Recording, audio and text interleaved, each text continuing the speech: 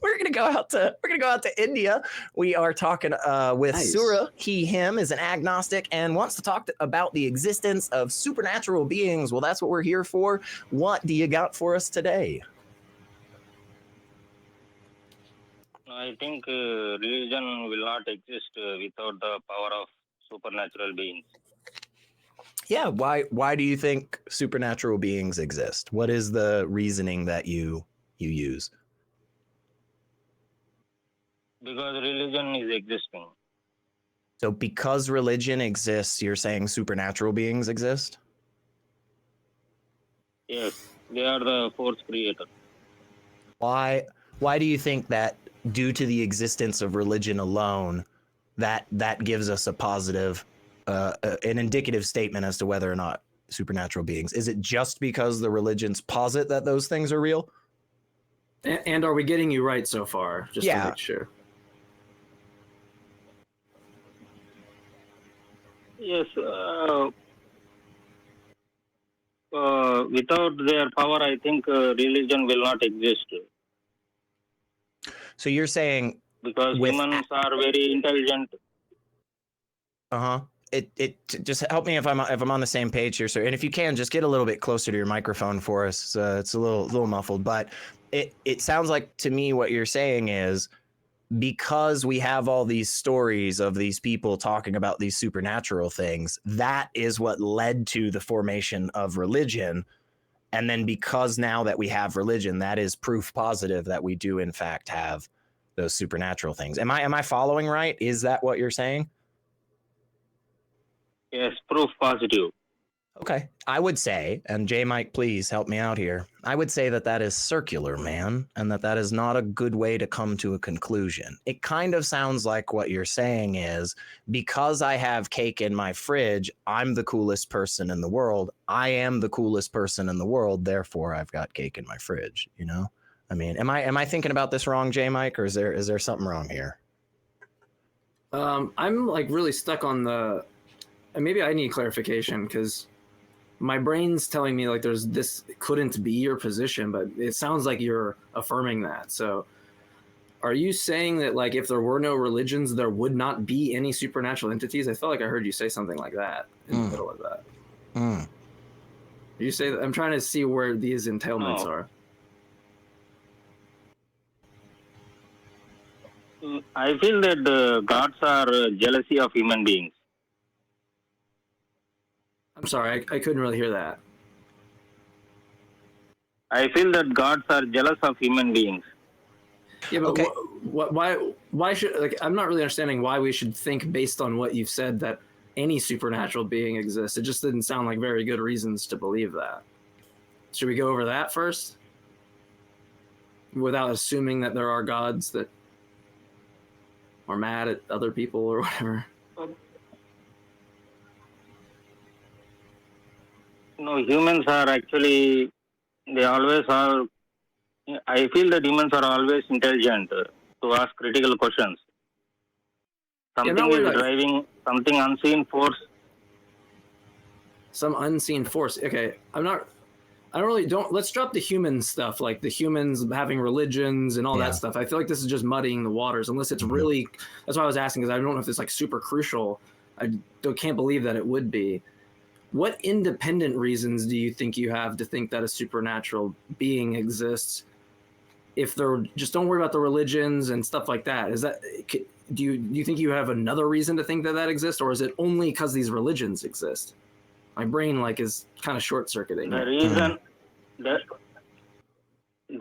is that if humans follow all the logical things, then Earth will be like heaven.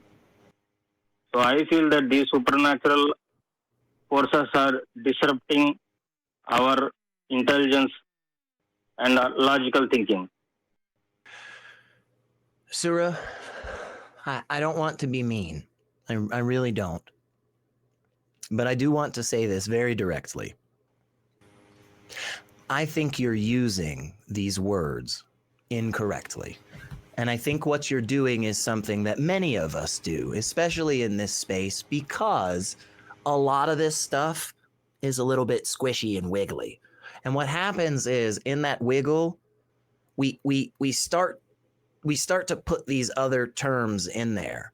And we go, yeah, there's a little bit of wiggle room with love. There's a little bit of wiggle room with God. There's a little bit of wiggle room with rationality. There's a little bit of wiggle room with heaven. But the problem is, the more that we wiggle those terms, the more meaningless they become.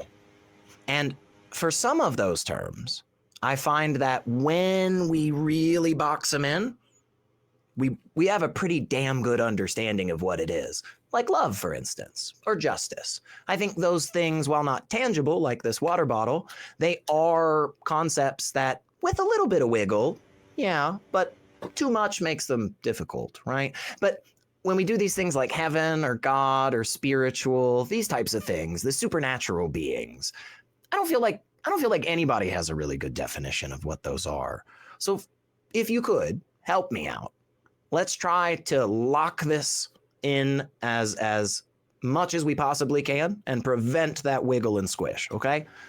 When you say supernatural beings exist, what do you mean by that? That's 3 words. Supernatural beings exist. What does that mean to you? Yeah, because that's where I'm at. I'm wondering how we're using terms. Right. Something beyond human perception. So if it's beyond human perception, if it's really beyond human perception, Sura, is it capable for you to ever understand what it is? Can you really ever have a grasp of the characteristics of this entity? I don't think I can perceive of like the world's population. That doesn't make the world's population supernatural. It's like beyond my ability to perceive it. Right. Like that's the other side of it. I think if we're actually taking the stance that we are fundamentally barred from comprehending a certain concept or a certain entity or type of existence, right? I genuinely think it is quite silly to then take the next step and say, but here's all the shit I know about it, right? Because we've already said from the beginning we cannot perceive it, right? We don't have that ability. But the other side of that is exactly what J. Mike said, which is when we actually think about that statement and try to put it into practice in the world around us, we come to find out that there's quite a lot of things that we don't perceive. I am willing to put $10 on it right now that at least 50% of the people watching this video, whenever the heck they are, do not have a full comprehension of what goes on in their car. They cannot perceive of the intricate design and engineering that allows them to travel hundreds of miles on a day-to-day basis. And yet, there is nothing about vehicles that are supernatural. So is there any way we could just try to shore this up a little bit for us, Sura, so that we can all understand and be on the same page what we're talking about?